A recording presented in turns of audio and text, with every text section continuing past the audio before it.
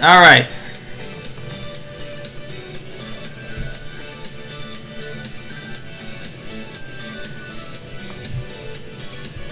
All right, everyone. Can you all see me here? Let's see if you can see me now. What is up, everyone? It is your host and conductor on this wild ride, Demetrius Villa, here on the American Rail Club. We are having an ARC streaming session once again. Let's see if this is working here. All right, there we are. Good. Now y'all can see me. I'm getting kind of sick and tired here with YouTube shenanigans for some reason. For some reason, I cannot be able to see what's going on with the streaming. I go ahead and start the stream, and it doesn't work. Hello, everyone. How's it going? Hello, Ashkar. Hello, Chicago Rail fan. Alright, so thanks to YouTube, I was here talking to myself for the next 2 minutes. Thanks to some of you all for catching on that you weren't able to see me here, and YouTube wasn't doing its job. And now it's coming up a little pop-up. Capture top moments. New. Create. Get out of here. I just want to stream. I just want to stream. Why does it got to do this to me? Oh, man. Yeah, we are going to be talking about Bombardier and Alstom here. We have that. So we're going to have a lot here covered tonight. And again, just what I was going over before. It's been a rough couple of weeks. Again, I've been doing both research and also working on personal stuff around in the house with Holly and whatever else has been going on.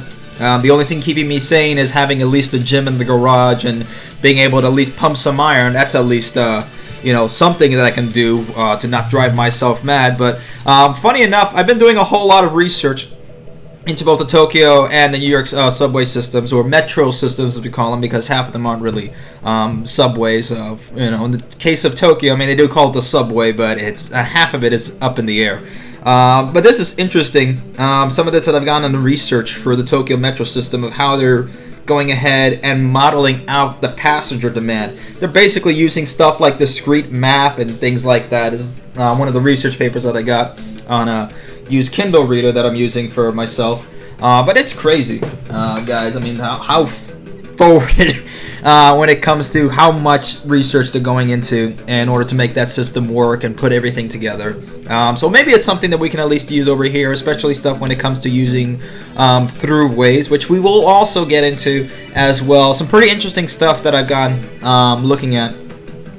Let's check out some of the comments over here. Yes, you are early today, SD. Welcome.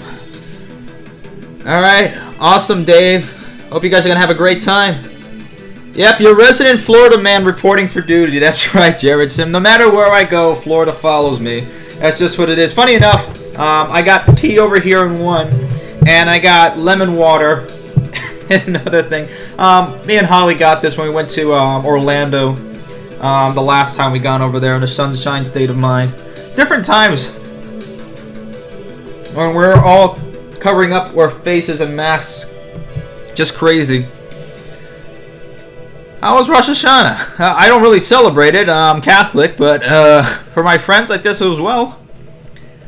Thank you, Ashkar. And again, if you guys want to get ahead and get these cups, go ahead and visit up on our Teespring store. We do have a Teespring American Rail Club. We do have the cups. And for those of you who have won the cups or have won T-shirts or have pledged for T-shirts, please, I've sent some emails already out.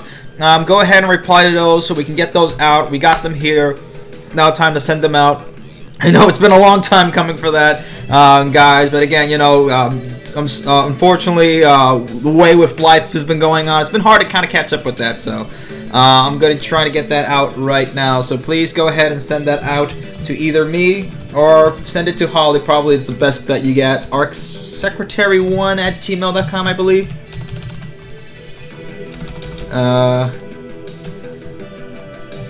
Okay, hopefully you guys can see me, because now YouTube is giving me some error about using a keyframe frequency. I don't know what the heck is going on.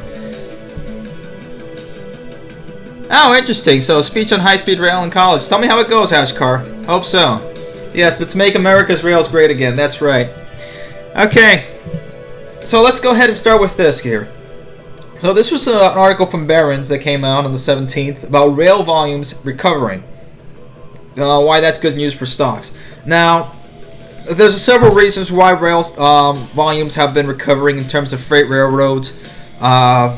It goes into this in the article. However, there's both good and bad, because rail volume, at least since 2018 or late 2018, they've been steadily increasing. Now, in late 2016, they were rising up incredibly, and they were really increasing because there was an increase in business. But then they were starting to slow down at the late cycle of 2018, and of course, with the coof, everything went poof, and everything just started to slow down. You can look over here.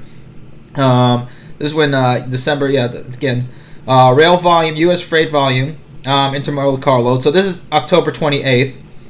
Funny enough, this is when I got laid off around this time, and everything started to go slowly down. That was the first time I got laid off when I was working at Cummins. But then everything starts to go, slowing down again. You can see where this is going here.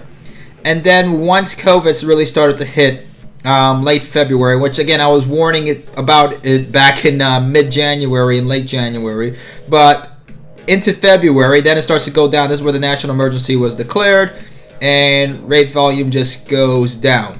But then we start to see in June where it starts to come back up. Now, given that, is it good for stocks at least? Yeah, again, the whole stock market is, you cannot really call that the economy either, okay? Because what the stock market does, it will always still keep going up no matter what, but people's paychecks, the unemployment and whatnot, it's really not correlated too much to that. So again, that's really what's going on there. Consumers rising. Intermodal share of rail shipments have been steadily increasing too. And again, does it make sense? Yeah, we are starting to get back into gear of what's going on over here. But again, this is an interesting comment here. What are the chances that recent volume increases was just catch up from the shutdown and long-term trend will continue? That's from Clark Kromenacker, which does make sense. Again, there was a lot of freight volume that wasn't moved around because of the coup. A lot of it can be due that, a lot of merchandise that would have been bought if the economy kept going just stopped over here, and you have this big gigantic crater, and you'll still just have the same you'll just have the same trend continuing on.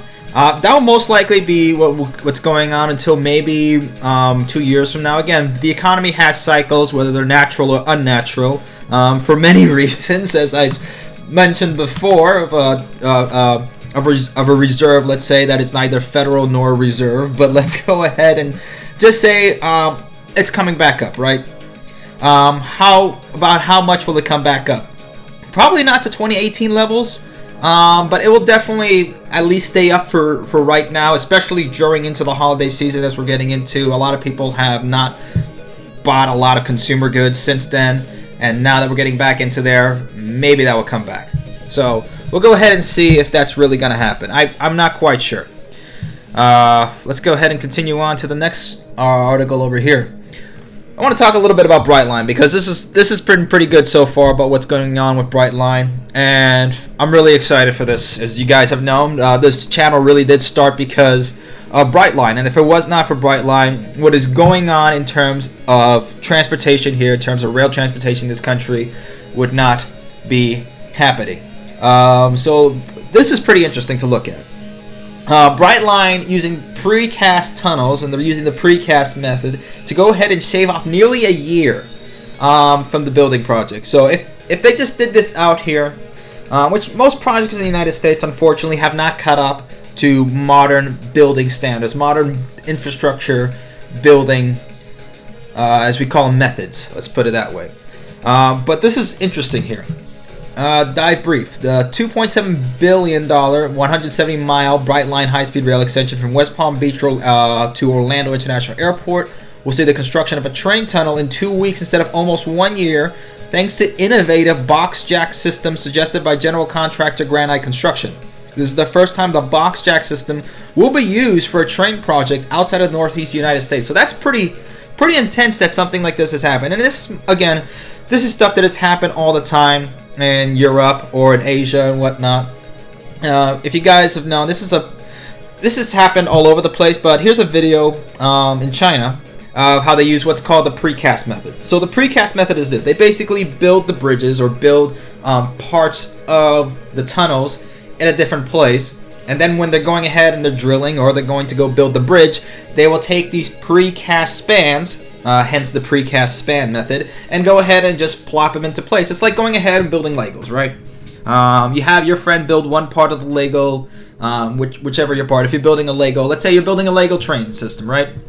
You have one person go ahead and build section A, you have another person build section B, and so forth and so on. Then once you get to going ahead and you build that Lego train system together, you're just putting apart the bigger sections in together. So you're not just building all the little pieces as they go on, you're just putting in big slabs of it as they're already completed.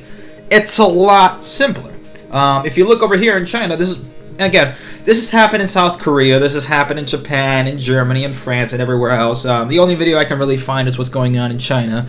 Of course, you know how I feel about China, but it's good nonetheless to go ahead and see how this actually works. And I think they do speed it up over here to go ahead and show, fast forward it.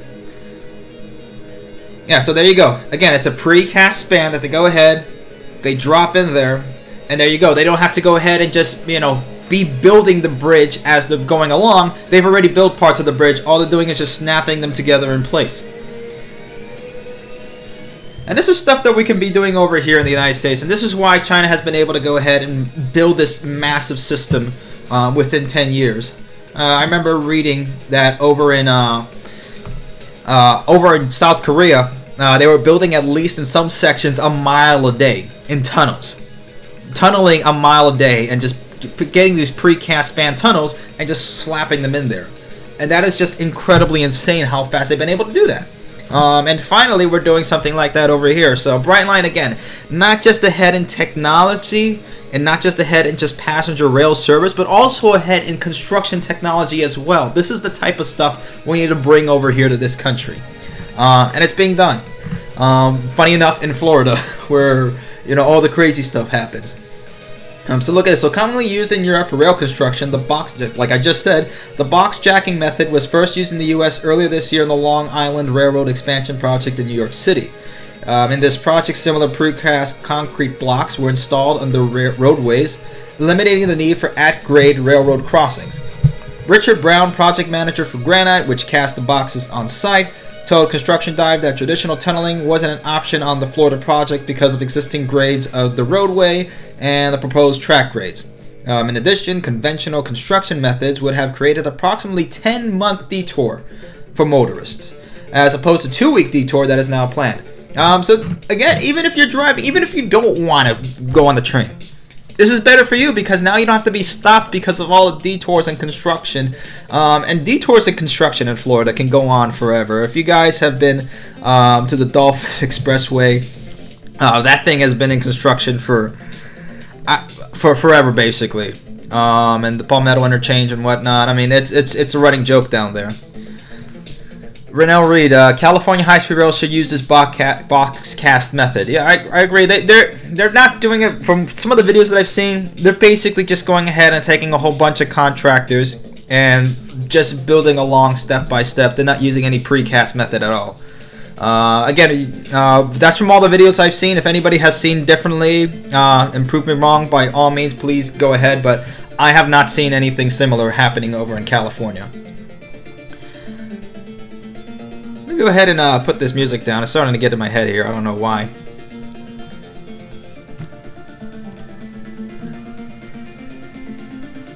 There we are. Alright. Let's go ahead and check some of the comments over here. Another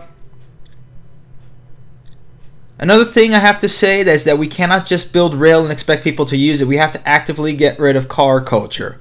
That's one way of saying it, SD. Again, getting rid of car culture is something else entirely. Because here's the problem.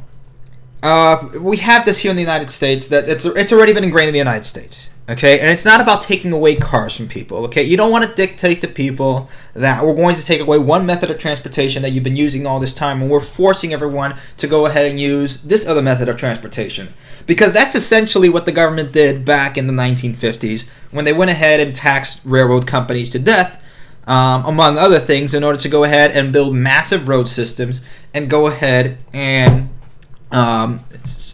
use money to go build airports and just fund airplanes and airlines. That's what they did. And doing the same thing over to railroads is not going to go ahead and fix a solution. It's about giving people a choice and giving them the option to go ahead and use whatever method of transportation they want to do.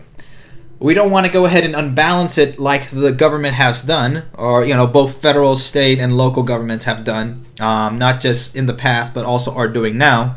We want to go ahead and make it so we have transit. And again, because you have a lot of municipalities that go ahead and we want to make it, a walkable place, or we want to make our city a more transit-friendly oriented area. And then they'll go ahead and use the funds allocated to go ahead and build railroads and go build bike paths or go build bus lanes that aren't really going to be used or whatnot. And we see this all over the place, right? Again, it's making sure that it's done and it's done right. It's not about going ahead and forcing people into one method of transportation. It's about giving the option, and that the options are good options. Okay, that not one option is bad. All right, that's all it should be. It's about choices. That's exactly what this is about. Car culture is big in New York City. It is, and the funny thing is that you can barely drive a car in New York City. I don't know if you guys have rented a car and tried driving a car in New York City. It is one of the most, maybe after South Florida, it is one of the most stressful things to do. And it's really not from South Florida that you have a lot of drivers road raging and trying to kill you on the road. It's more the fact that you can't really move in New York. And you have to constantly just inch your way through traffic, especially more annoying if you have a car that has start-stop engine technology, because that thing will just drive you nuts. And then it goes silent. And then you're just waiting there, and you just move a little bit on the pedal, and then the engine will go on, and you're just stuck in there in traffic again for another 5 minutes.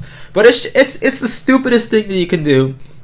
And everybody has those little fender bras on their cars, little bumpers that you can go over here. So everybody's playing bumper cars in New York, so that you can, not dent your car, not scratch the paint off of it. You basically have this cushion that's hanging off the front and the back bumpers of your car in order to just, if you get next to somebody, you won't go ahead and mess up your paint or your fenders. And then also people in New York aren't too privy to cars. I mean, it's a sue happy culture, and you got a lot of lawyers with a lot of synonyms in their names in New York. And I guarantee you, if you get hit by a car over there, you're gonna be making a lot of money in New York. But that's the thing. So and there's several times where I remember bikers just going ahead, if you move the car in the wrong way, they will slap your car. It's not a friendly city to go ahead and drive your car, so you might as well just walk and take the subway at that point. But that's what it is. Adam's asking, what did the Chinese use to build their HSR system? Mostly the precast span method. That's mostly what they use. Again, here you guys can see the video, or at least see a picture of what they did over here. Again, using precast already. Not the rails. I mean, they do have some rails over there, but using basically precast bridges or precast tunnels of concrete. They already drilled the point, or they've already gone ahead and put in the most of the infrastructure there. They're just putting everything in place. So you can be honestly that they've been able to do it about a mile a day, and that's why they've been able to build this. Let's go on to the next article here, and again, this is the one of the next things about Brightline over here. So they're doing a little bit of a change to the corridors over for Las Vegas, and again, that's for Express West. I don't know if Brightline will keep the name Express West, or if this will just be the project name. If you guys remember, Brightline used to be called All Aboard Florida, and we called it All Aboard Florida, or AAF, for the longest of time. Express West, however, has been Express West since about 2011. Okay, this is actually essentially an older project in a sense than Brightline. Why did I say actually and essentially? I have no clue why. But this has been around for the longest of time. And the Surface Transportation Board, the STB over in Las Vegas and Nevada, already had approved Desert Express to run along a certain corridor. But now Brightline, it says, looks like they're asking the Surface Transportation Board to modify its previous approval of the project to allow some of the line to be constructed in the median of Interstate 15 and for a single track line with passing sidings. The original STB ruling issued in 2011 when the company was known as Desert Express envisioned a double track line that will be built almost entirely on the north or west side of the highway. Alright, so what does this do? They're essentially trying to make the project more cost effective and building it within the median of the highway instead of on the sides of the highway, which basically works out better. And the single track line with passing sidings. Again, having that available in case, it's sort of like a two-way track. So this will work out pretty well. Essentially, this would work. Let me go ahead here. Yeah, if you guys want to go ahead and collab with each other on anything, just feel free to.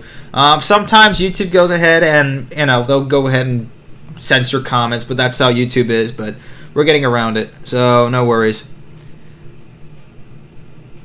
How much will it cost to have a precast system here in the United States? I'm going to be honest, it's going to be a lot cheaper than building it. Let's put it this way. It's a lot cheaper for taxpayers. Because what contractors want to get, the biggest amount of money. And it's fun. It's, it makes sense for them. If the government has a basically unlimited source of funds, and you bid for a project, once you earn the bidding and once you win that bid competition, almost always the construction costs are always going to increase. Whether you increase the timing on it or whether you increase the ways you can go ahead and bill the government for more construction material or for more contractors, etc. And that way, they've been able to go ahead and bill the government for these expensive projects. It's just insane.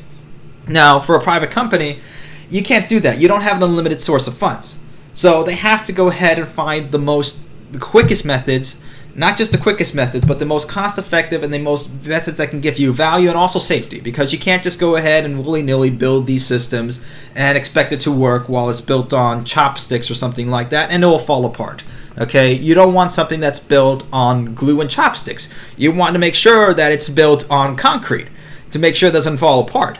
So that's why these precast band methods are not only quicker, they save a lot of time and they save a lot of money. Instead of going ahead and building something for a whole entire year, it's going to cost a lot more. No doubt, not just in cost of construction workers and their wages, but in terms of using more material and using material more over time instead of just buying it in bulk and just building it there. I don't have an exact number of how much it will cost, but I guarantee you it's a lot less. Okay, just from the reasoning there. All right, last Brightline article. Well, not the last Florida article, the last Brightline article. So some of you are asking where the station in Tampa is going to be. And again, nobody knows right now so far. But we do have a little bit of a hint right now for where this is going. High-speed rail operator Brightline is in talks with Tampa developer Daryl Shaw for a potential station near Ybor City. So that could be where the next station will be for Tampa. And Ybor City, again, it's a neighborhood in Tampa. It's very much in there in the Ybor City area. But that could be a possibility. Now I don't know if it'll be both a station within Ybor City and then one in central Tampa. I'm not quite sure. Maybe there will be several stations within the Tampa area, very similar to how it's done in South Florida. I'm not quite sure. We don't know. But right now, all we know is that they're in early negotiations with Tampa developer Daryl Shaw to build a station in the Ybor City area. Shaw, who is the CEO of Blue Pearl Veterinary Partners and Miami-based Brightline, have entered into a memorandum of understanding that sets the stage for discussions centered on 3 separate pieces of property, the Tampa Bay Business Journal has learned. And looks like where it is. Property is covered by the MOU. The MOU, which was finalized over the weekend, is a non-binding and does not represent a financial commitment from either party, Shaw told the Business Journal. What it does is allow Brightline to proceed with an environmental analysis which must be complete before Tampa Station could move forward. So it looks like they haven't done that yet. And the 3 properties covered by the MOU are the 14-acre site between... Alright, so here's what we're looking at over here. All right, so you guys can see let's go and zoom out over here. So here's Miami, here's Fort Lauderdale, here's West Palm Beach. Brightline's already running all through here, right? In construction right now is currently over here. It's from West Palm Beach to Cocoa to Orlando. And they're most likely going to have a station over here, Lake Buena Vista, which is basically Disney World, which might as well be the country of Disney right over here. Probably not through Celebration, but Celebration is basically, it's got its own road here. There's our holy land of Lakeland, from where Publix comes from, where shopping is a pleasure indeed. And here's Tampa. So Tampa's right over here. This is Ybor City. Like, again, it's a neighborhood in Tampa. This is Central Tampa right over here. Now, I don't know if maybe they'll go ahead and build other stations, like, let's say, to St. Petersburg, or places like Bradenton, or or Brandon, or other places like that. Again, we're in the Tampa area. They could build stations. I don't know. Could they build stations in Bradenton? Could they build stations in St. Petersburg or anywhere else in there? If there's enough demand, most likely, yeah. They could be able to do it. But looks like in Tampa, there's going to be 3 places for stations over here. And I don't know how they're going to do this here. The 14-acre site between East and 4th Street and O'Donnell Drive to the north and south, and 15th Street and Channelside Drive to the east and west, that was previously targeted for a Tampa Bay Rays stadium. Okay, so I think this is what they're talking about over here. Am I correct? No, that's the Tampa Bay Apartments. Okay, so it's over here in this area. And then Gasworks site, which is 7.64 acres at 1400 Channelside Drive. Okay, so we're looking at this area over here. I wonder if I can go ahead and put this in there we are, full screen. Alright, can I go ahead and put in satellite image? There we go. Alright, so this is what we're looking at over here. Alright, so there's Ybor City. This is downtown Tampa. Again, it's different than what Miami would look like. So this is the 3 station areas that we're looking at over here. So they got the apartments over here, this Tampa Bay Apartments, which are Tampa Park Apartments. And then this area over here, which was going to be for the Tampa Bay Buccaneers at one point. They were going to go ahead and build a stadium there. So yeah, that's what they're looking at. Shaw categorized the discussion as super early and declined to close the expiration date for the MOU. There's no commitment on my part, so we're not excluding baseball by any means, Shaw said, of any potential for a new Tampa Bay Rays stadium. Okay, Tampa Bay Rays. Again, Buccaneers, Rays, I know, not confusing baseball and football over there. We know the Bucks are football. That's definitely still an option. Mass transit, especially via rail, has been long championed by business and civic leaders as a missing critical piece to economic development in the Tampa Bay region. Absolutely. Building beyond a connection between Tampa and Orlando, the rail line would spur transit-oriented development, which is very important, TOD, potentially creating thousands of construction jobs and millions of dollars in new capital investment. Again, when you create something like this, it's not just, let's just have people move by train. It's the amount of businesses around the area that will be able to go ahead and make this happen. I don't know if I still have it here, but there was an article of a little train depot store that was at an Amtrak station in Colorado somewhere that was running for like 27 years or something like that, and now they have to shut down because of the shutdown and Amtrak closing down and shutting down a lot of their services. So again, that's what happens when you take away methods for people to go ahead and move around. You cut off and constrict a lot of ways businesses can go ahead and be able to reap the benefits from there. It's just only it's what it is. So that's that's what it's looking like over here. Brightline Station to west to Walt Disney World is planned, and there were talks about building a potential station in Lakeland as well. So again, that's what I was saying. There could be a station right over here. Lakeland and Orlando is Lakeland is right in between both Orlando and Tampa. Once you get over here in Florida, it's a lot easier to get around. When you're stuck over here in South Florida, getting around, you're just up and down this whole entire area over here. But you have a lot more freedom to get over here, and time passes by a little bit more quickly when you're driving around. Not that much, but it just does. Winter Haven is over here. If you guys are familiar with Amtrak, it does go up over here. The Silver Star and Silver Meteor, they go up around this area through Lakeland, through Orlando, and then up and around. But this would be good. So hopefully, let's see where that goes. All right, and Tri-Rail is now adding more trains back on schedule. So if you guys are familiar with Tri-Rail, or the South Florida Transit Rail Authority, again, the reason why I talk about Florida a lot is because A, what's going on over with Brightline, and B, is, well, I am from Florida. So, I mean, that's good. That's what could happen. Someone's asking, can Brightline use the existing Amtrak station in Tampa? No, because here's the problem with Tampa station is that A, they use different lines. They're not using the FEC lines, and FEC is basically going to go ahead and make its own lines. And B, the station itself is not fit for Brightline's trains. Brightline's trains need to have a level platform in order for passengers to get on and off. That's the way they design the stations. That's the way they design the trains in order to work in conjunction with that system.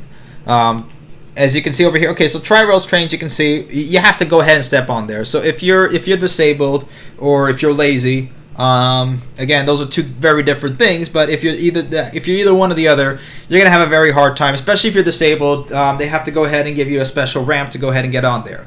Now, if you're just being lazy, you're gonna have to go ahead and move your feet and step on there. With Brightline, not so much. Brightline, again, if you see the trains over here, the platforms are level with the train. So where you're getting on with the trains is level on there. Okay? So there's no need for you to go ahead and step anywhere. And if you're in a wheelchair, best part about it is that you can just wheel right in. You don't have to go ahead and get a ramp and then have everybody looking at you and stuff like that, which is, absolutely horrible to have happening there, and everybody's looking at you and thinking that you're holding everyone up because of you, and it's not that. It's because they haven't designed the stations right. Again, the stations look like they're still from the 1800s, and a lot of stations are still like that, most of everywhere. And the way that they designed a lot of train cars have come up with that design that you still have to go ahead and step up on the cars. In most areas of the world, they've already moved beyond that you can just go ahead and just have a level platform with the train, whether you're in Japan or in Europe or anywhere else in the world. Brightline has just gone ahead and finally moved that forward. But a lot of people have asked me, when is Brightline getting back into service? And I suspected, and I went ahead and said it was going to be probably in October. And I have one more reason why that's going to be so. Because Tri-Rail is now going a bit and adding more trains back to the schedule. So what they did was back in March, when the whole pandemic happened, they stopped collecting fares. It's like, okay, just use our trains for free. We're not going to go ahead and collect fares. Just go ahead and get on there. But now they're gearing up to reinstate fares starting October the 1st. So Tri-Rail is getting back into business, and now they're going to be starting to reinstate tickets. They're going to start collecting money for fares starting on October 1st. And again, the reason they can do this is that they're a state authority. They're not a private company, so if they don't get money from people, they'll get money from the government. Again, that's a very oversimplified way of saying it, but that's what's going on. With Palm Beach County schools reopening soon, our daily ridership continuing to increase, it makes sense to introduce more trains into the schedule. And again, back onto schedule, said Stephen Abrams, who's the SFRTA Executive Director. We will seek to continue adding extra cars for social distancing, but the influx of more passengers will make it critical for everyone to wear masks while riding. Again, they're gonna, they have to say, to wear a mask. Well, whether you like wearing masks or not, unfortunately, this is what we're going to be going on with until governments make it stop. Okay, I don't think it's going to do with any vaccine, because the vaccine is going to come and something else will happen. Okay, again, don't count on any vaccine to end all this, because people are saying, oh, we'll stop wearing masks when a vaccine happens. Is there a vaccine for the flu that's going to make it happen? That's stopping the flu seasons. I haven't heard of one yet. Nobody has. And again, there's two different viruses of how they work. But again, as many strains of the coronavirus have come out. Oh, crap, I said it. Oh, as many strains of the coof have come out. You cannot go ahead and build, or why am I saying build? You cannot go ahead and formulate a vaccine that's going to stop every single strain of the coof. It's just impossible. So, again, whatever you guys think of it, but I'm telling you right now, and I'm going to be correct on this, no vaccine is going to go ahead and stop all this. Okay? It's just going to happen from the top. Grambo's asking, I really hope that Brightline can electrify the lines. Again, don't count on it. It's not going to happen anytime soon, within the next 20 years or so. I don't I don't doubt it. Again, they've already built these trains to be higher speed diesel trains that can go 125 miles an hour. And they can't even go 125 miles an hour within South Florida. They're limited only to 79 miles an hour within that section because of FRA rulings. Okay, it's only until they get out of there that they can go up to 110 and then 125 once they reach Tacoma, Orlando. So again, having an electrified lines, building an infrastructure is going to be billions of dollars. It's going to be massively expensive. It's going to create another rounds of heartache from all these NIMBYs and whatnot. I mean, it's worked this way, and I think it will be fine the way it is until 20 or 25 years from now. Okay, so I think it's great like that. For Express West, they are going to electrify it, so don't worry about that. Again, that's what they've said is going to be electrified. No, these are not dual mode diesel or anything. They're solely diesel. Express West will be electric. That's what it is. Okay. Yeah, I know, guys. We cannot go ahead and force things to be electrified. Out the offset. This is going to take time. You cannot go ahead and make things the way you want, especially when this country's been far behind.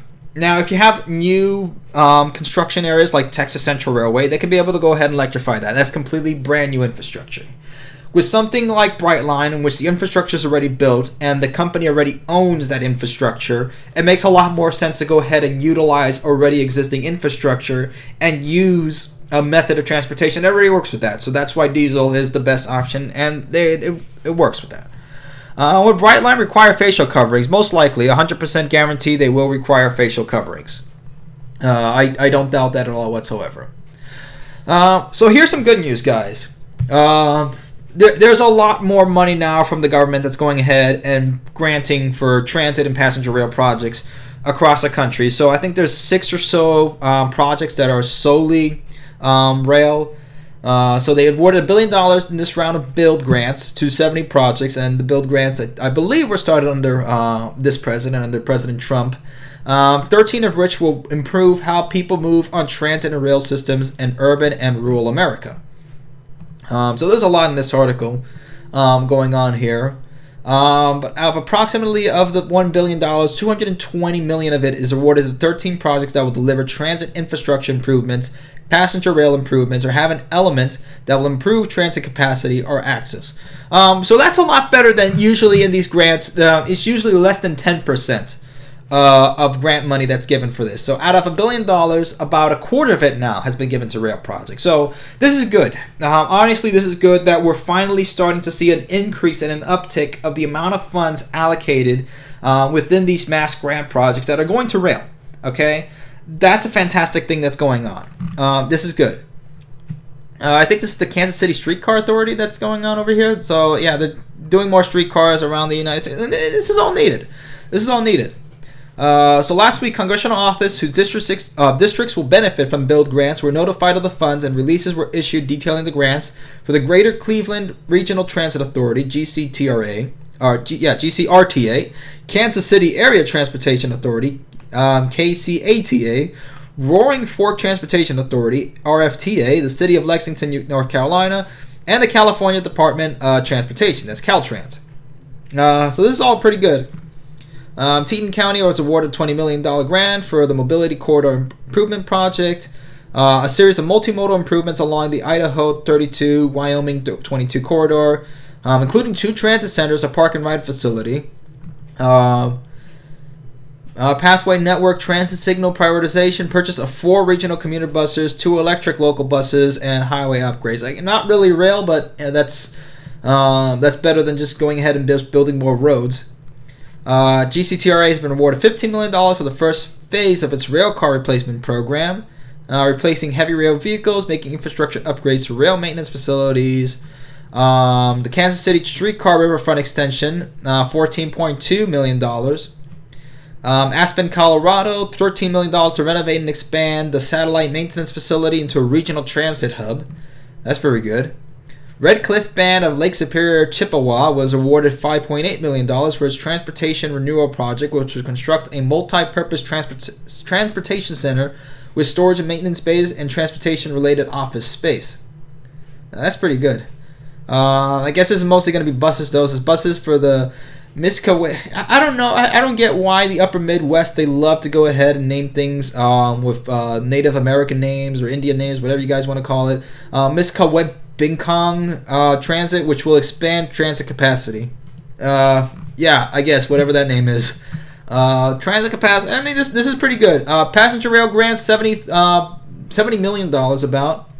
North Central Texas Council for Governments for NT Moves will deliver rail capacity improvements for the Dallas area rapid transit Trinity Railway Express corridor, which is also used by Amtrak and freight trains by doubling trackage. A total of 3.6 miles in 2 sections, which is pretty good. The city of Lexington, North Carolina, they're building a multimodal passenger rail and bus station. Caltrans is also getting money for the Stockton Diamond Grade Separation Project. Western Connecticut Council of Governments will use $400,000 for the grant for a regional value capture mechanism study. So, $400,000 for 50 pages of paper. So all in all, this is pretty good. I don't think this is a bad thing at all whatsoever. So there's a lot of more things going on over here, guys. So after the stream is done, I'll go ahead and put the links to all these videos in here, and we'll get to that. It's already 8:44. So let's go through this a little quickly. So Railway Age was going about Amtrak trying to bring back long-distance passenger rails, and how it was basically going to be impossible, especially given passenger revenue and passenger demand in these areas, and that Amtrak is never going to be able to get the money from Congress that it needs to in order to do that. It's only some things like the auto train, which have done well between everybody. But yeah, okay, so look at the conditions for that. Again, the COOF has basically ruined a lot of that. Future demand, are customers booking trips near the same rate as in 2020? Amtrak will compare advanced bookings for June 2021.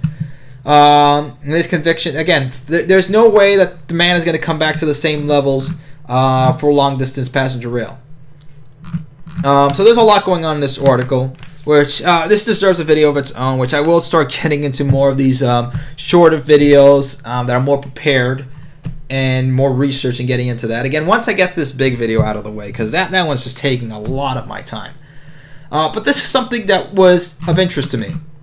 I don't know if you guys have heard of this, but there's a group out there that's called, let me see if I can get, Ameristar Rail. ASR, as we'll call it, Ameristar Rail. We'll just stick with Ameristar Rail. So they're proposing a way to bring in some private sector investments into the Northeast Corridor and allowing throughway rail service, essentially. That's what they're doing. If I can say in one sentence, and unlocking private sector investment to allow for throughway service within certain stations of the Northeast Corridor. Now, for those of you who don't know, basically through rail service is this. Unfortunately, here in the United States, as we used to be number one when it came to rail transportation, but a lot of these methods are really backwards in time. So we're still running things like this, a terminal station.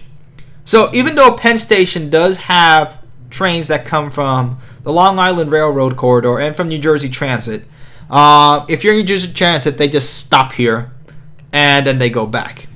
The same thing with the Long Island Railroad corridor. They just stop here and then they come back. So you don't have trains going back and forth. That will be a lot more convenient and also a lot less energy to use.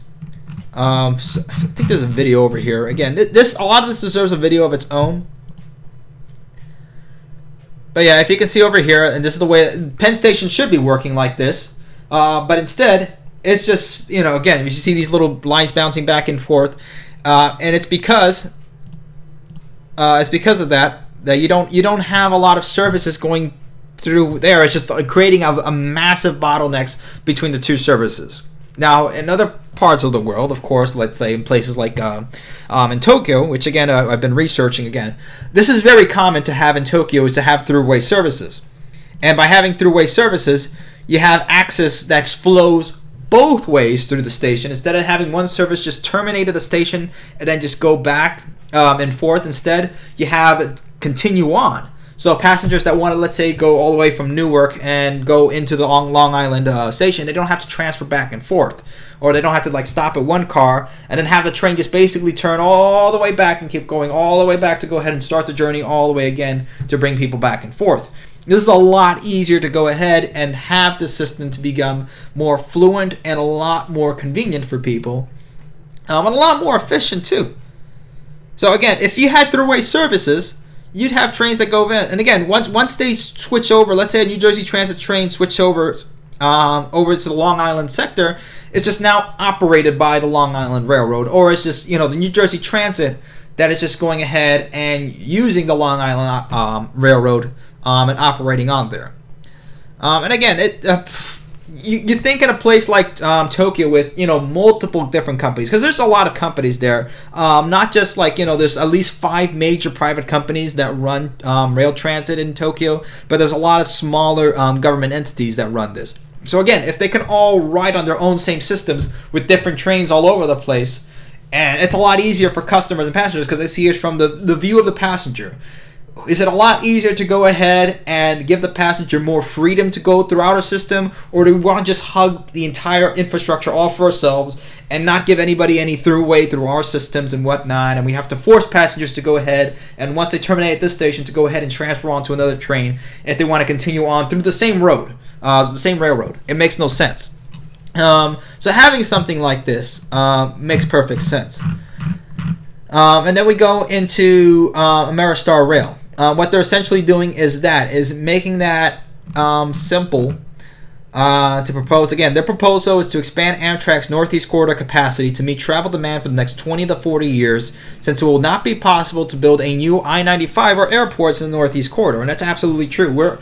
The Northeast Corridor is already overbuilt with roads and airports. And if you build more roads, we already know, with induced congestion, you build more roads, you create more traffic. So you're defeating the purpose there.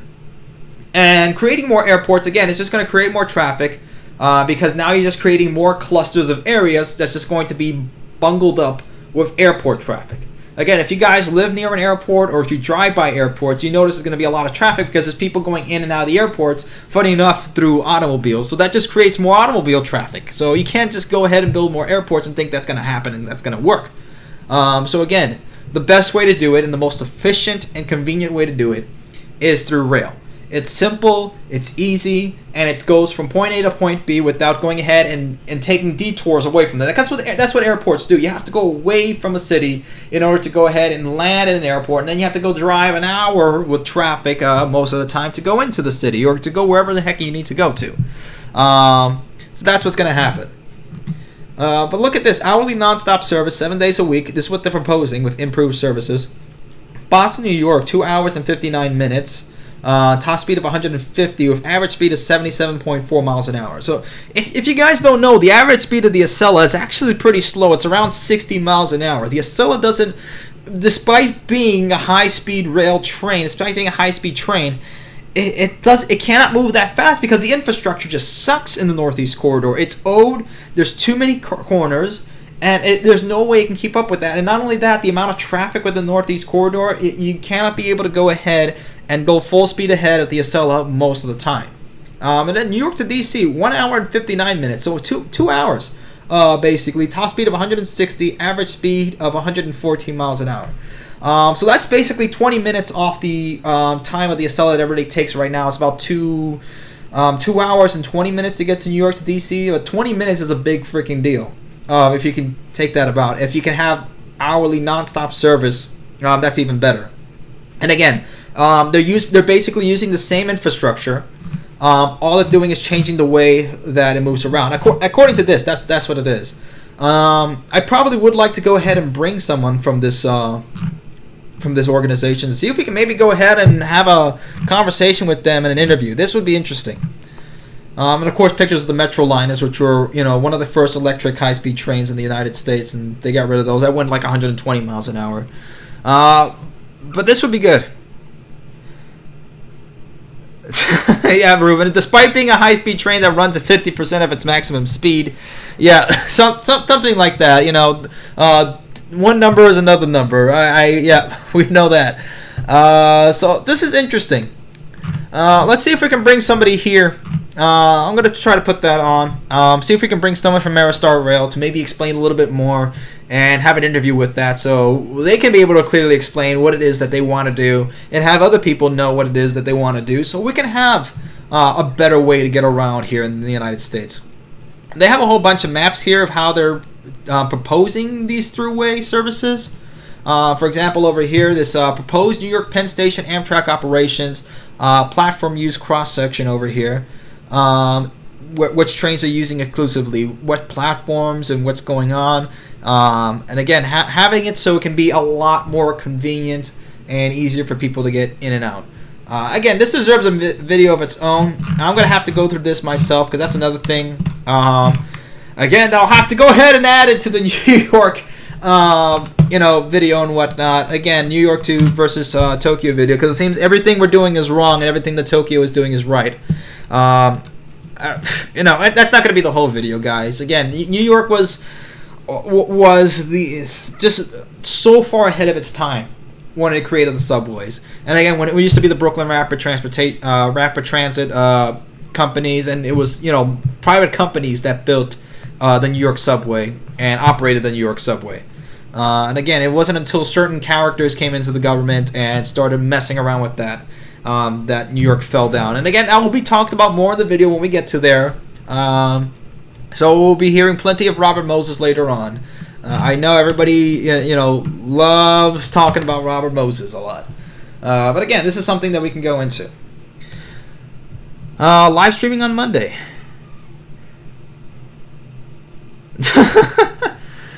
Yeah, just go. I don't think we're. This is not Monday. Stalking horses. It's Sunday. I don't know if you're living in the other part of the world where it's already Monday. Yeah, this is a Sunday. And that's true, JS fans. Amtrak does have to share tracks with other slower trains. And if you look at Japan again, why I keep bringing up Japan? A, because I was there, and B, because it's the best freaking system in the world. That's why. You want to be the best, then look at what the best is doing and do it better than them. That's what you got to do. But yeah, here's the thing. In Japan, the trains, high-speed trains do not share the same trackage as freight and passenger rails. If you know anything about high-speed trains in Japan, that's one of the basic things that they do. They don't share it in between that because it's going to create more accidents, it's going to create more bottlenecks, and it's going to create a lot more delays. Again, just having an enclosed system, just high-speed trains, one going forward, one going back, it's a lot easier. And again, of course, you have 4 tracks in some places because you have some trains that run more frequent services and more stations than some of the more express rail services that just go from one major station to the other. That's just what it is. But I think this is good. This deserves a video of its own, and we need to go ahead and I'm going to contact these guys over at Aerostar Rail and see if we can get some more information on this and what they're planning. Can there be a shared line between light rail and high-speed rail too? That's a bad idea. Okay, because the thing is that light rail most light rails on a different gauge, A, and B, light rail's a lot slower, and they usually runs in through metropolitan areas, right? Again, these are areas that share the same roads with buses and cars and whatnot. That's usually where light rail goes along. Having a high-speed train there, A, it's not going to go that fast, and B, you're wasting a lot of infrastructure and money and time to go ahead and make that happen. That's not that good. Yeah, there are some places that do it, but again, they have to slow down a lot. And again, the light rail systems usually have to conform more to what high-speed rail is doing in terms of the gauge systems and in terms of in which area it's going on, because it's not going to run through the most congested areas. That just doesn't work. All right. Speaking of Europe, let's go over there. So talking about a little bit what's going on over with our cousins across the pond over here. European rail operators adapting to life with the COOF. What are they doing over here? So privatized UK rail network is essentially back under government control. That could be a good thing or bad thing. I mean, hey, when it was run, it wasn't run too well with private companies because the way they structured it was an awful way to have private companies run anything. And just having it, run by different operators. Of who operates the rail is someone who operates the passenger systems of the passenger trains is someone different who operates the train stations. It's a complete freaking mess. Oh, and then you have a different operator for the signals. Then you have a different operator for the maintenance. So you have like 5 different private companies that are operating basically the same line for one passenger. It makes no sense at all. So hopefully, let's see what's going on over here. The pandemic has brought major changes and increased government funding to European rail operators. And Britain, the officially privatized rail network, is now back under government control, according to Britain's Government Official Statistics Office. It has reclassified almost all passenger rails as government-controlled since emergency contracts were put in place during the UK's COVID lockdown in March. Now, will they keep it under government operation? That could be a good way for the UK to get back control. Again, I'm not a fan of government control when it comes to this. The UK government didn't run the train systems either. Very well. Even before privatization, it was mostly believed that privatization would fix all the woes. It just made it worse because it just increased government encroachment into the system along with privatization. It just basically turned into a corporatist system. It's not even privatized anyway. It's just corporate. But this is what it is. So 2 of the UK's franchise operators, East Coast Operator and LNER, the Northern Regional Commuter Rail Network in Northern England, have already been replaced by a directly government-run company before the lockdown. And again, this is the same thing that happened to Branson's company. He lost out in the bidding, and they're basically putting, I believe it was the French company. I believe it was SNCF that won the bid, and it's basically a French-run, government-run company. So I don't know if the UK government has taken control of that. Again, I'm not too much into what's going on into the UK right now, but that definitely does. It definitely does need more eyes on it because there's a lot we can learn from it.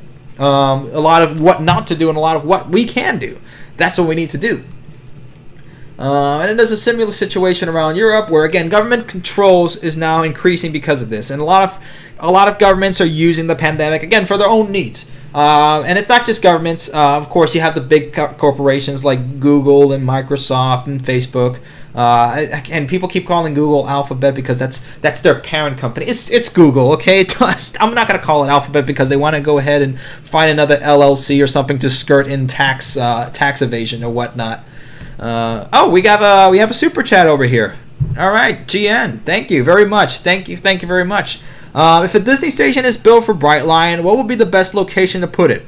My money is on Disney Springs with bus service to resort hotels. That could work. Let me just go ahead and bring that up here. Google Maps. Let's see if I can get Google Maps over here. All right. Let's see. Let's go all the way back down to good old Florida here. All right, so Kissimmee, Lake Buena Vista. All right. Disney Springs would make sense. The problem is, where's the station going to go over here? And not only that, if you guys have, because I've basically lived half my life in freaking Disney World when we had an annual pass, building it over here is a bit of a problem. Okay, you have a lot more urbanization over here near Disney Springs. But would it make sense that, could you be able to do that? In some places, maybe some of the parking lots, they've done a good job in fixing up these parking lots to make them a lot easier to get in and out of. Because I don't know if you guys have been there, but they made it a heck of a lot easier to get in there. If they're going to do it in any area, and again, I don't know where they'll be able to go ahead and fit some of the trackage for this, where the right-of-way is going to go. Because you have this big golf course over here, and that's never going to go, because the people who love to go on golf courses are the people with big money, and they're never going to make that happen. Probably a lot like this would work. Again, it's a little bit further away from places, but it could happen. My honest bet probably is going to be they already have a transportation center, and let me see if I remember where it was over here. It was right outside the Magic Kingdom, if I believe, correct? Here we are. Okay, so here's a transportation and ticket center. All right. So if you always have to get to the Magic Kingdom, you always have to drive to this parking lot over here, this big parking lot over here, which is ridiculous. Look at how many cars are over here. This is how many people love to visit Disney World, guys. And again, this is not what it is on a good day. They usually fill up this whole entire massive, giant parking lot over here. This is fun to just look at like Google Maps and see here. So they got this transportation and ticket center over here, right? This was the original monorail system that we had over here in Florida. And when we only had two parks, we only had the Magic Kingdom that's over here, and we got Epcot that's over here. So Epcot and the Magic Kingdom are both connected by this monorail system, along with a couple of resorts that are over here, like the Grand Floridian, the Polynesian, the Contemporary Resort. By the way, the Contemporary Resort is one of my favorite resorts over here. I don't know if you guys can see it, but it's freaking amazing, cool how this is. So it's basically the futuristic design of it. And this was kind of one of the things that they brought over from the original Epcot vision that Walt Disney had, which was supposed to be the experimental prototype city of tomorrow. Yes, I got that all correct. It's the experimental prototype city of tomorrow. And then, of course, when Disney died, they just basically went ahead and just marketed to make more money instead of going ahead and building a grand vision to go ahead and move humanity forward. They just went and built some theme parks. That's fine, but I guess we'll enjoy it for now. But this is cool because the monorails actually go inside over here, if you guys have seen that, and then you continue on over into the Magic Kingdom. Again, I don't know. We've got into looking over here. I just love Disney World, guys. So you know that. Maybe not the companies for the last I would say 15 years or whatnot. I have not liked what's come out of the Disney Corporation at all. Especially they've ruined Star Wars and other things like that with their political BS. But this would probably be, again, I'm saying this would probably be the best place for Brightline to go ahead and build a station over here. Now, it's going to be a little harder because if they're staying on the 4 corridor, again, it would make sense to go ahead and stop in Disney Springs. That would make sense. But you have a transportation center already here. Again, a little bit outside. That will be another area that I would probably make it. But if there is a way that they can be able to fit it over here within the Disney Springs area, that would make sense. Maybe around, I don't know. That could make sense. Okay, I don't know if you guys remember, but this building over here, I remember distinctly, it used to be the last area where they were making 2D animations in Walt Disney. Then they basically closed it down, and then that's where everybody becomes, to go ahead and dress up in their fursuits before they go into the park. So they're casting over there and doing all that. So before you go into your Mickey Mouse fursuit to go ahead and scare all the little kids and whatnot, and then hide them underneath the Walt Disney Magic Kingdom. You guys don't remember that? The underground tunnels in the Magic Kingdom? It's true, they do have them. I'm not kidding. But that would make sense, if they could probably just take down this area over here, because they're probably doing it other places over here. This is private area over here. This Partners Federal Credit Union. I don't know if they can be able to do that there. But this would make sense. There's a parking garage around here. Yeah, if they're going to do it, they better do it over here. I think they already finished building that. And there's a walkway, a gangway across, a catwalk, whatever you want to call it, that goes across over here. Skywalk. Whatever everybody wants to call it, catwalk, skywalk, gangway, whatever you want to make it, that would make sense if they do it over here. Okay, well, that was pretty interesting that we went over there and had a detour over into Disney World, guys, but that was fun. And again, if you guys want me to look at something, let me know. And again, we can go ahead and see what's going on with, what other questions or any ideas that you guys have. This is how we work in this club. Again, everybody has ideas and whatnot. Yes, rest in peace, 2D animation. Those are the best. My favorite ones that that came up afterwards were stuff like Treasure Planet and Tarzan. Treasure Planet was freaking awesome. I don't care whatever anybody says about it. That was one of the best that came out before Disney ruined that. Oh, and the Black Cauldron in the 80s. The Black Cauldron was actually the most money they actually put into an animation up to that time. It was just insane the amount of technology they put into the Black Cauldron in the 1980s. That's from the Pridan Chronicles. It's basically like a little kitty Lord of the, not a kitty, but it's a young adults version of the Lord of the Rings. You can say that the Pridan Chronicles. That's what the Black Cauldron is based off of. Good stories, good books. So what's going on in all of Europe? Again, we said the same thing. Back to this story. In France, where state company SNCF runs almost every train, the government has promised to provide, quote, several billions in extra funds and is cutting the amount rail freight companies have to pay to use the rail network, including a complete abolition of such charges in 2020. In 2021, the fees will be half of pre-coup levels. The French government hoped to increase the amount of freight carried by rail as a result. In Germany, where most regional services are funded via concession contracts, many of these services continue during the lockdown period, and train operators continue to be paid by regional authorities, who fund most of the cost via grants from the federal governments. So they're just pumping in more money into it. Which, again, if you guys know anything about the monetary system, it's basically built on trust in the government, and if you don't like it, we'll send freedom your way in the terms of a lot of freedom missiles coming your way.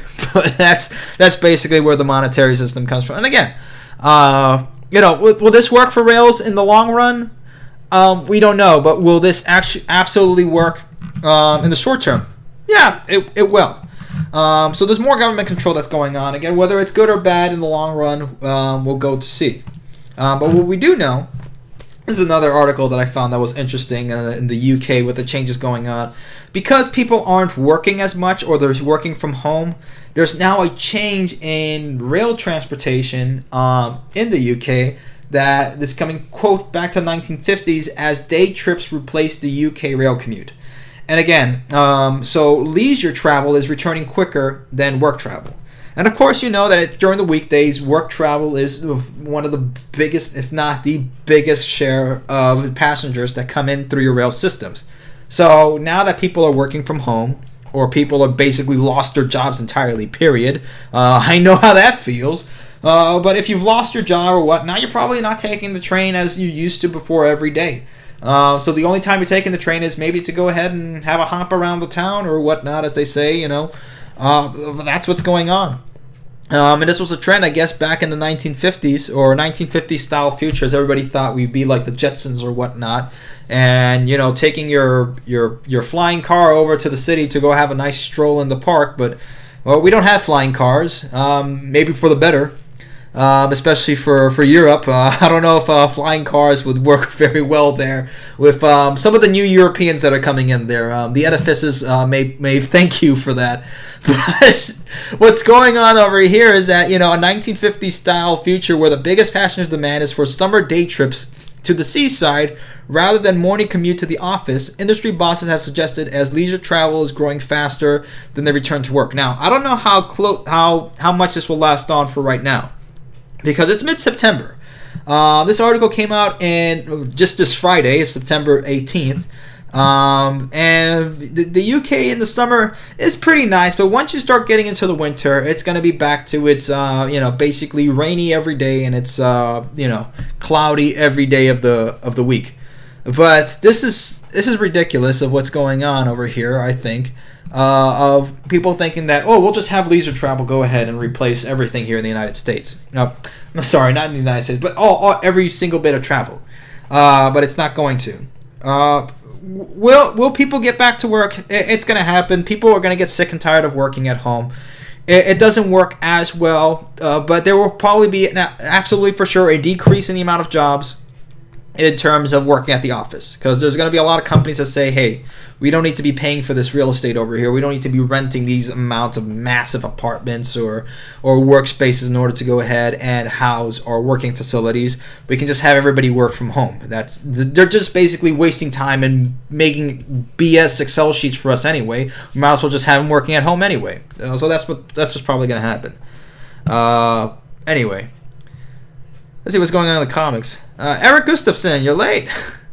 Eric, please, if you can, please go ahead and send an email back to Holly, the secretary, to go ahead and get your address in so we can get your shirt in, buddy. I have your shirt right here. Got to get it in, man. Come on. I know it's been a little late for me, but let me know so I can get that sent in. All right, and again, if anybody if you won anything from the American Rail Club or if you pledged for it, please go ahead and reply to the emails that have been sent out. If you're still having issues, just please go ahead and email arcsecretary1@gmail.com. Again, that's arcsecretary1@gmail.com. If Holly's on the chat, if she can put on the email, that'll be fantastic. Again, we'll also put that on the channel contact as well, so you guys can get into that. But again, that's what I think was interesting. And they're back to 36% of pre-COOF levels on from Thursday, which again, if you know how packed these trains are, especially within London, but they get pretty packed over there. It's one of the busiest rail stations in the world. So 36%, that's a big drop. It is. Gramble's asking, Demetrius, I wonder if lifestyle centers will be the future since malls are becoming a dying breed. That's basically what these malls are. If you look at like Aventura Mall and like half these malls in South Florida, they're basically lifestyle areas. I mean, they even have like little running tracks, or they're saying, well, if you run over here from the Victoria's Secrets down to the closed Sears over there, that's about a mile forth and back, and you can take your little Chihuahua that's, you know, dressed up in little pink bows and little jackets and whatnot, and go back and down, because of course that's what everybody does in South Florida, is get a little toy breed and then dress it up ridiculously and torture the poor little thing. And parade it back up and down as it gets stepped on by a whole bunch of drunks and people that are high on bath salts. But so goes in South Florida. But I mean, could they turn into lifestyle centers? They've already have been transitioning to that. I think it's just a matter of time before more malls turn into lifestyle areas. But I remember clearly from my childhood, you know, and even up into my adulthood living in South Florida, everybody met at the mall.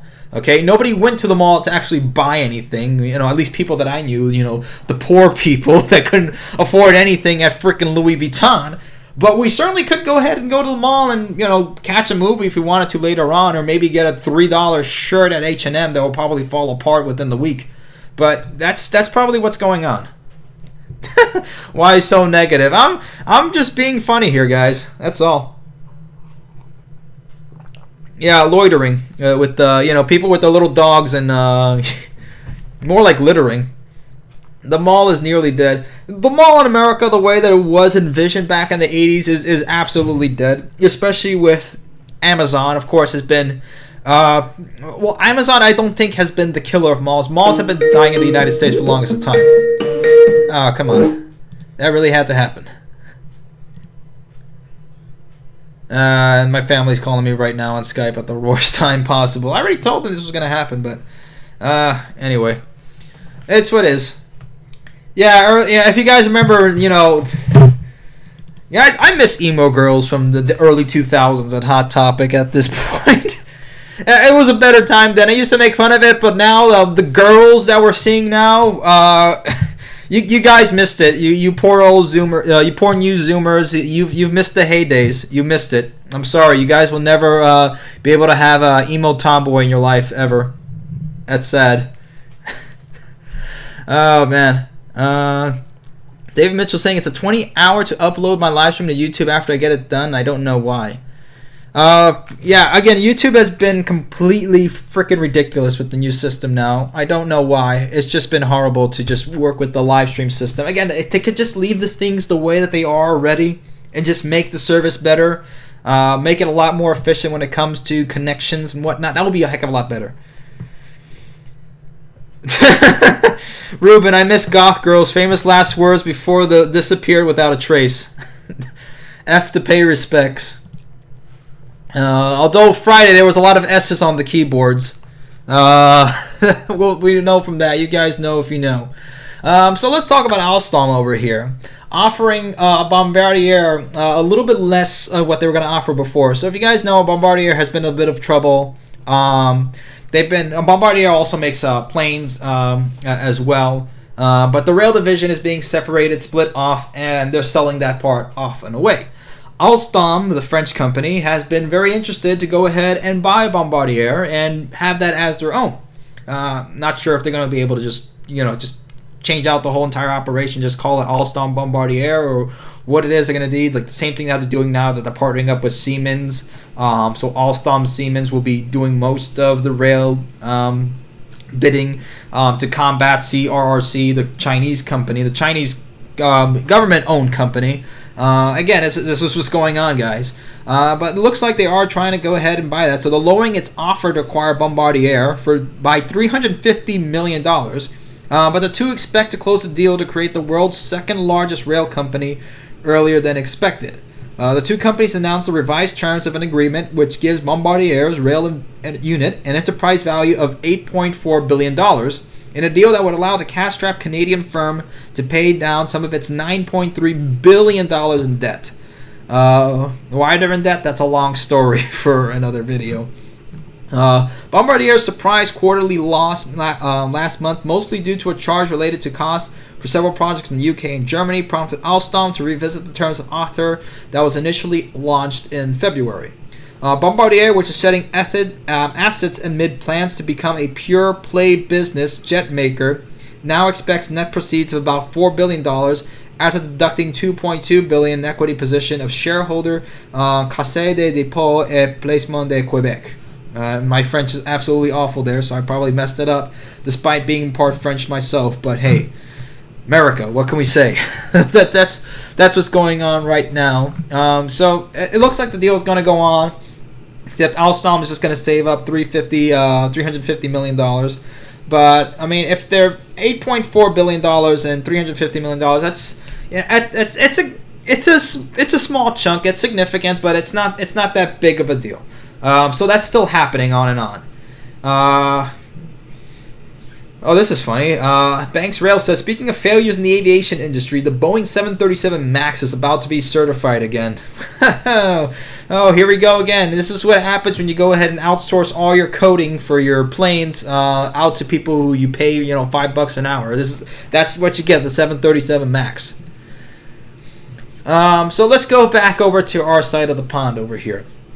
So if you guys live over in the Chicagoland area, Metro isn't doing so well. They have about 10% of the write-ups that should be happening because of the COOF. So Metro is trying to come back now with a big marketing push and saying that commute with confidence. That's what they're calling it. So you can see over here, let me just go ahead and mute this down because they're saying the same stuff that I'm saying over here. They're basically going ahead and sanitizing everything of the train to go ahead and make sure that, to say everybody, hey, besides your butt getting a little wet sitting on these seats, at least you won't catch the COOF and die over here. Everybody has to wear a mask. One person to one seat, which I think is perfectly great. If you guys have sat in trains and you sit next to people you really don't want to sit next to, it's just nice having your own seat all for yourself. So there you go. You can sit now by yourself, unless you have a family member or you have a child or whatnot, and you have on the train, you might as well sit with them on there. So that's the only exceptions to the rule. But you can go ahead and have your own seat. It's socially distanced. You wear a mask. They got on and put HEPA filters in there. I don't know if it's HEPA or HEPA. Holly's told me it's HEPA filters. And the hand sanitizing station, so you can go ahead and melt your hands off with alcohol. If you're Darius, because my brother Darius he has a little bottle of hand sanitizer next to him, and he'll just be pumping that thing all the time, and we tell him not to do it because you'll dry off your hands. So again, sometimes just washing your hands in soap and water is probably the best thing to not burn them out. But again, if you're confident about this system, if you're confident that they're keeping you safe, people in Chicago, go back to using Metro now. If you still have a job, you can now go ahead and use commute with confidence. That's what you can do right now. You can commute now with confidence. So that's the steps that they're taking over there. And again, this has been happening since January and February in places. And we showed you the pictures and we showed you the videos of what happened in South Korea, that they're basically going in freaking hazmat suits and just gassing the whole entire train. So now you don't have to wait till you get to the station over there. If you can just gas people on the train now. That's what they're doing. They're not gassing people on the trains. I'm joking. They're now just making sure that they sanitize the whole trains. But this is the stuff, that precautions that they're taking in order to go ahead and make people feel safe on the trains. Will it work? Again, yeah, it will work. It will decrease the amount of viruses and whatnot. They probably should have been doing this for the longest of time and going ahead and cleaning trains all the time. Because trains are, they're kind of dirty in some places, like in New York and Chicago. I don't think so much in Tokyo and whatnot, because people clean after themselves. But even then, you still have a lot of people around. So, of course, yes, they're going to have a lot more airborne illnesses go around and a lot of touching of stuff. That's just what you get. But with this, hopefully people feel a lot more confident to go ahead and ride on. And as time goes on, this will happen more and more. Let's go over to Texas right now. Some people just understand how business works over here. So if you guys are familiar with Texas, a lot of the financing is coming from Japanese banks and Japan Central Railway in terms of building the Texas Central Railway, which will be going from Dallas to Houston in less than 90 minutes at 205 miles an hour. And they're using the Japanese Shinkansen train technology in there. So what's going on right now is that there's a lot of critics saying that, wait a second, they have something in the Cayman Islands.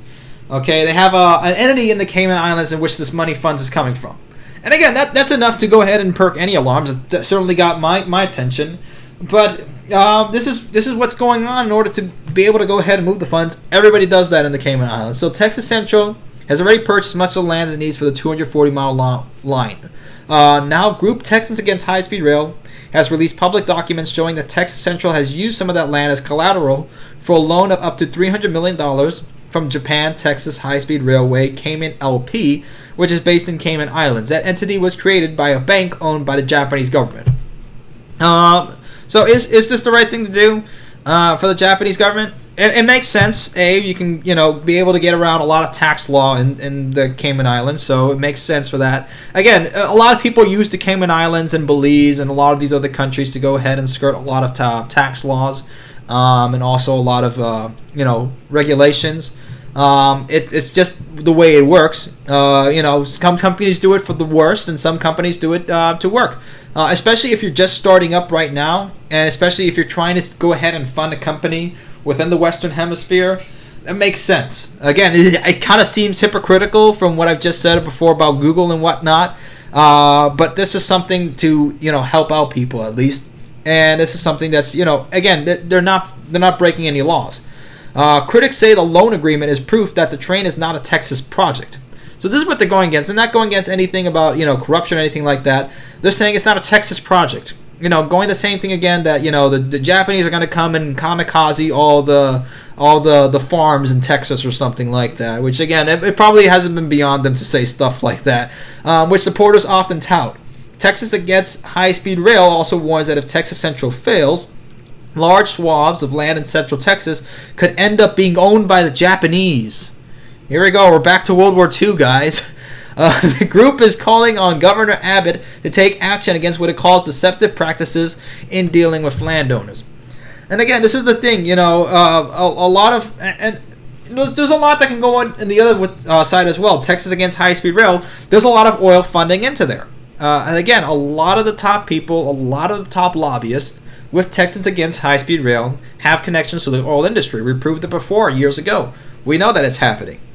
So again, it's what's going on here. Too late. Japan used anime and took over the United States. It's true. We're all weebs here now. All of Texas has become under weeb control. They're using Cayman Island funding to go ahead and bring all the weeaboo shows. Mr. P Channel needs 800 subs, he says. Texas thinks World War II is still on. Not a Texas project. I didn't know they were planning on building the high-speed train in the Cayman Islands. That's from Rob K. And again, it's true. The funding, wherever the funding comes through, it makes sense that the funding goes through there. Because, again, we have a lot of regulations in this country that have stifled a lot of business. Japan is just going through the smart route. And, again, they're just trying to make money on this, which makes sense. They're not going to fund something that's not going to make money most of the time. So they're going to try to go ahead and find a way to go ahead and make sure that all of the loan money, or as much of the loan money, can get through and go to the project. Not get sifted off in taxes or whatnot. And this is a private project, so again, it needs every little bit of money that it can take. This works out. Again, we'll see later on. I do think, honestly, that this project is going to be probably, if not the best project in the United States, because it's showcasing the best rail technology has to offer from the Japanese. and B, it's going between two of the largest metro areas in the country, period. I mean, between Houston and Dallas, these are two major, largely growing metro areas that desperately need something to get in between the two. And by the time this gets done in 2027 or 2025 or whatnot, I know they said 2024. That's not happening.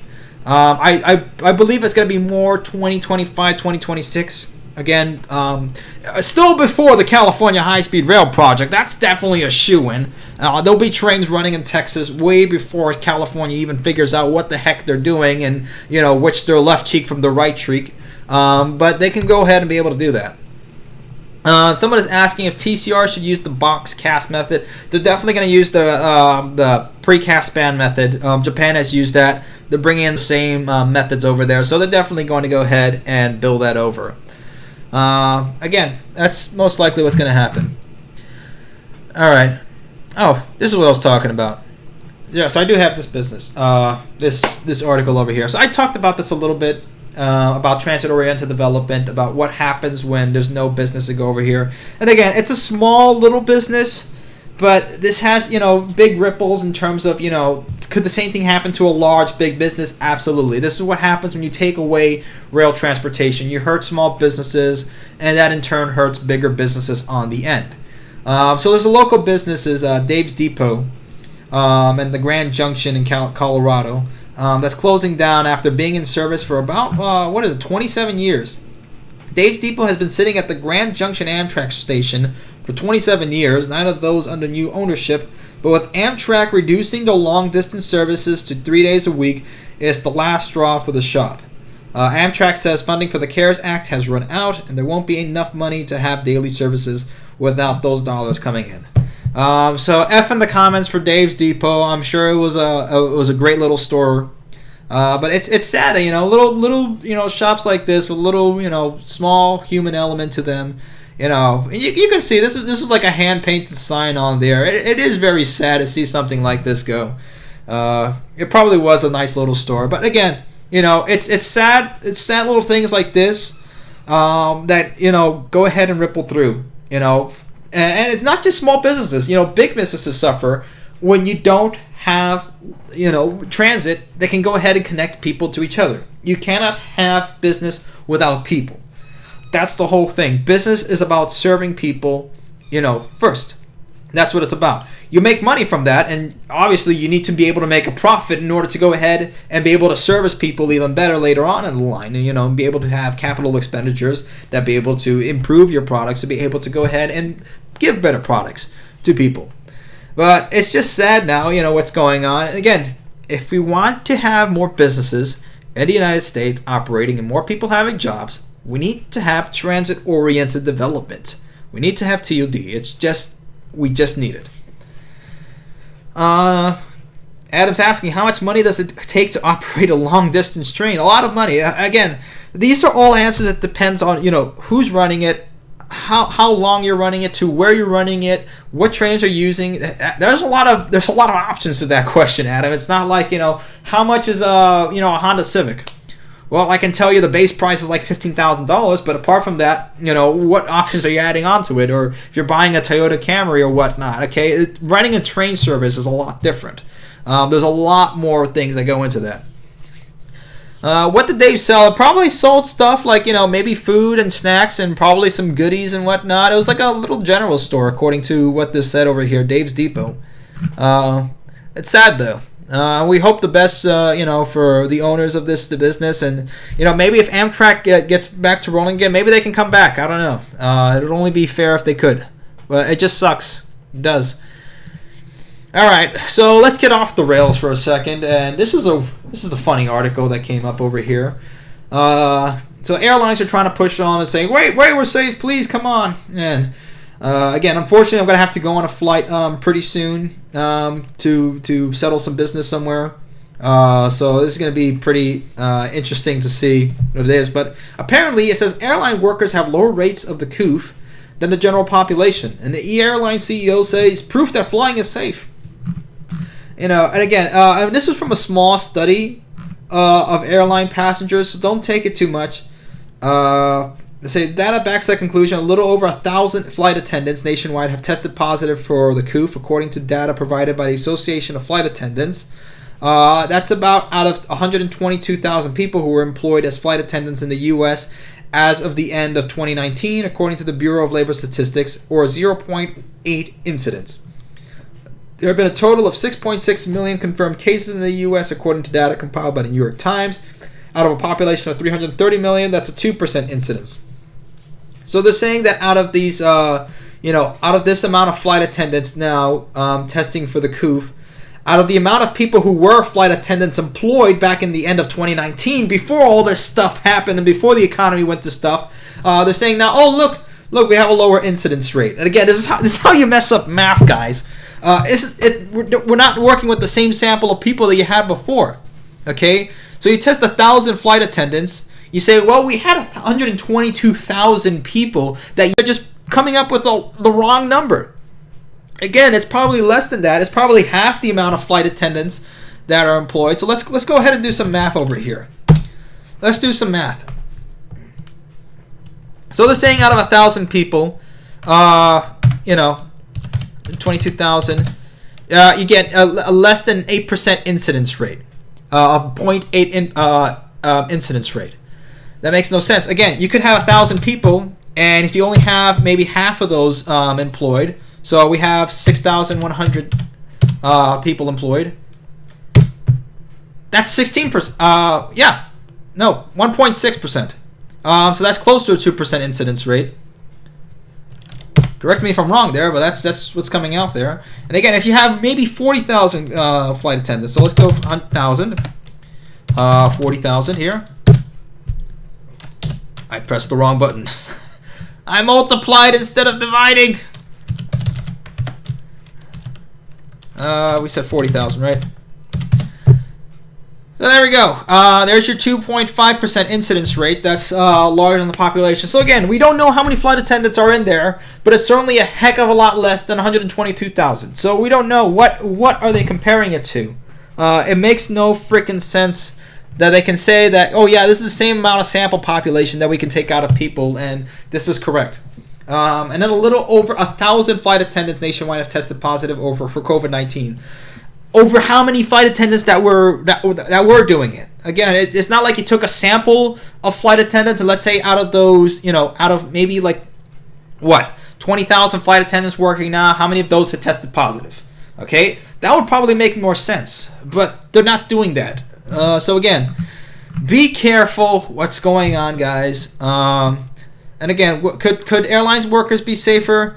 Probably. They're putting in a lot more precautions in the airlines to an extent, because we have reported that they basically just said, yeah, we're suggesting people wear masks. They don't have to wear masks, and customers that on airlines that they said that you have to wear masks, they've just been letting people go because at least they're paying a ticket and they can get on these flying sardine cans.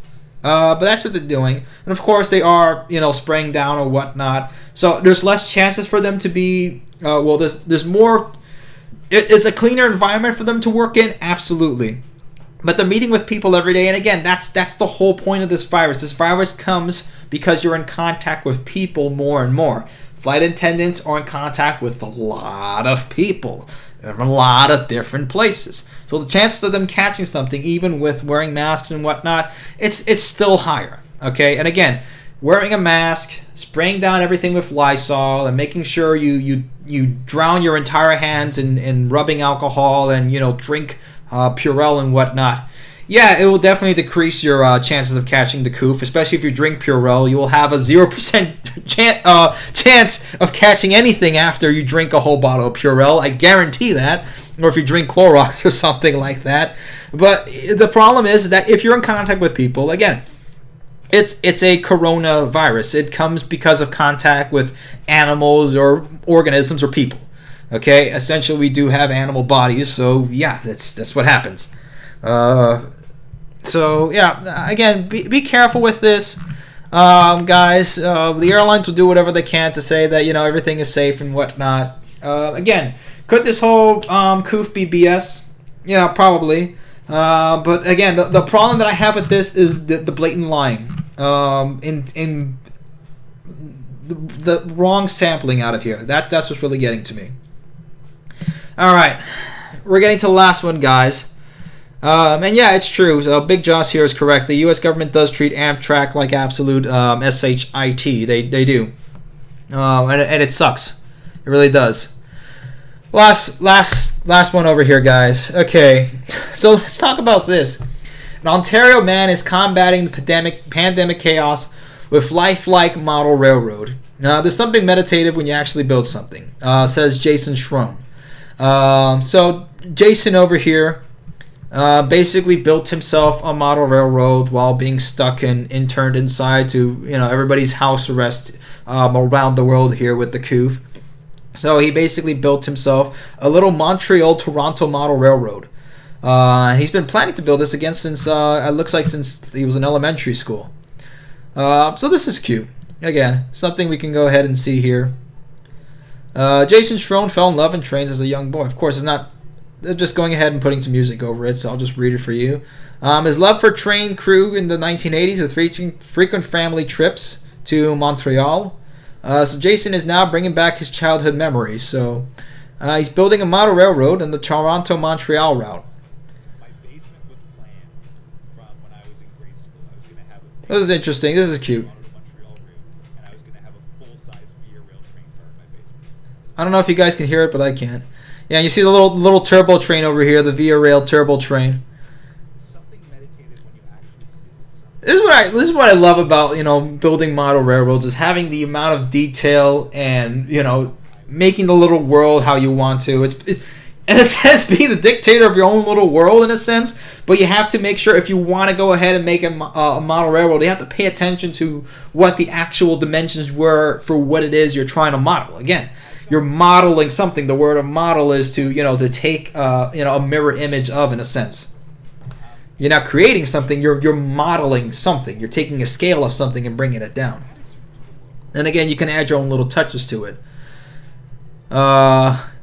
So he's starting this project out thanks to the coup, but he's going to be he says he's predicting to be 98 years old before he finishes the whole thing. But I thought this was cute to go ahead and talk about, at least. Oh yeah, this is another one. Another Ontario man. This was years ago that he basically took an entire train car and put it in his basement, and he basically just sits in the train car and has his rail fan dreams over here. Hey, if I could get like an old Shinkansen or an old like turbo train and put it in the the bottom of the basement over here, that would be pretty cool. Or get like an old turbo liner or something. I don't know. If you guys can hear Holly in the back room is saying, no, we're not putting a train in the basement. But look at that. Look at this. He's basically got to go hold train in there. I don't know. Maybe if I have like enough money to go ahead and build my own house, maybe I'll build like a little mini museum in there and stuff like that. That would be cool. And look at that. Look, see again, this is what I talk about modeling. So he went ahead. This is what one of the roads look like in the model, and this is the one that he looks like in the model. I couldn't tell the difference. Which one's a picture and which one's for real. That's pretty cool. This guy basically took the whole thing. Again, maybe he could, maybe put a little bit of dirt on the concrete or whatnot, but let's keep it clean, okay? We want a nice, clean little world is what we want. But this is really cool. All right, guys, so that's it. Our live stream has gone on for, what is it here? It's 9:41. We've gone on for a while, and again, we had 41 viewers. I think, what was our top, I don't know, over here. But we did pretty good so far. I think we had a good little stream today. Pretty long, but I think we had a pretty good time. So this will be the last time you'll be seeing me for a bit until we go ahead and go back into doing our actual full video. So again, that's gonna be a big, really coming back video. Like once that's really what I've been designing to do, guys. If once I can trust myself with doing a full-on video, getting back into it, is when we'll get back into full-on gear with this again. So we're really, this is like arc before we really start moving into it. Let's see. We'll go ahead and answer some questions. It's 9:42, at 9:50, we'll go ahead and call it a night here. See, Adam Becerra asking, do you think Detroit will have commuter rail service or regional service, possible service to Toronto? That would make absolute sense if they could do that. The problem with Detroit right now is that city is has been having a hell of a time since the 60s. It has not been the same city that it was before, and it's basically been falling apart. Again, I don't see the demand for anybody that wants to go to Detroit. It would make sense, again, if Detroit was still the city that it was. But it's been having a lot of issues. Is it coming back? Maybe. I don't know if that trend is going to continue, especially with the COOF. Everything is up in the air. So I don't know if that trend was continuing, but I have read that Detroit was at least coming back and was starting to repopulate a bit. Again, not the same that it was kind of de-urbanizing, in which people were just, buying off plots of land and just, building either new houses or just urban farming and stuff like that. But I don't know. If Detroit could build back up, I don't know if it's going to take Omnicorp at this point. Hey, you guys want to get rid of the police? You never said we could get private police in here, That could be next. Have RoboCop walking the streets of of Detroit. That would be we need it now. Yeah, and Detroit did have commuter rail at a point. Again, it's true. Mick Police trademark. Yep, that's what we want. You're going to have to pay the fines of a Big Mac each time. No, don't worry. I'm not settling that kind of business, guys. So basically, Holly's going to to some cities to go ahead and get some medical training. That they have some of these in some places, and they have them in different places. So we just go ahead and she, to go and keep her license going and that type of stuff. So that's what she's doing. So I stick with her in there and, not be alone in this kind of time. Because, yeah. Between New York and Chicago, is it too far for HSR to travel? It takes a little more than 24 hours by Amtrak to reach Chicago Union Station. I don't think it's too far to travel from New York to Chicago. Again, in the sense, if you could be able to make an actual true high-speed rail line between New York to Chicago, yes, that would work. The way that it works for Amtrak right now, absolutely not. It makes a lot more sense to go ahead and go by rail line. But even if you had true high-speed rail, they're still far apart enough that it doesn't make enough sense because, again, Chicago is its own urban hub for the Midwest.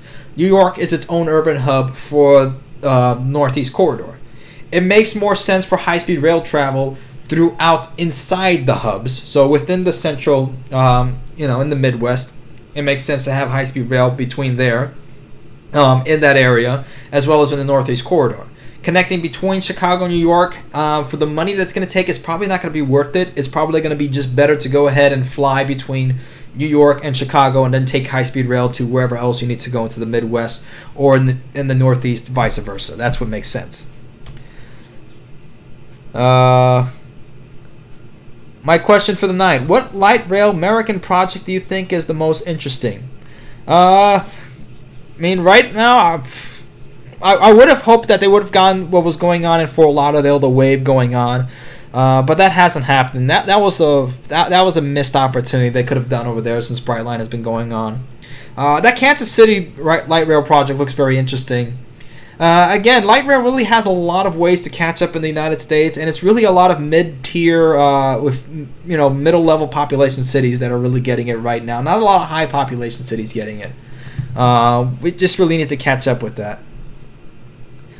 Will TCR start construction? Yes, they actually. I believe they went ahead and just did. Basically, picking in the shovel over in where there's going to be the Dallas station. They haven't really set construction yet, like actually physically started, but they are going to. Seattle has good light rail. Yeah, they do. I haven't been to Seattle, but they do, from what I've heard. Do you think Brightline's West Palm Beach or Orlando segment will open as scheduled in 2022 or 2023? I'm thinking it's going to be late 2022. At this rate, they're building very quickly, and we're almost done with 2020. It doesn't mean the problems will be gone in 2020. Some people have been saying, I think we're just starting with the decade and we're going into our cyberpunk dystopia. We're already living the cyberpunk dystopia, guys. Don't think that we're trying to avoid a dystopian future. We're already in it, guys. Maybe trains and high-speed rail will make it a little more bearable. I don't know, or maybe we'll get us out of here. I don't know. Do you believe CBS Trek is horrible? What do you think by CBS Trek? By the new Star Trek that's going on? Because that's absolutely horrifying. I don't ever want to see an animated Star Trek in this era ever again.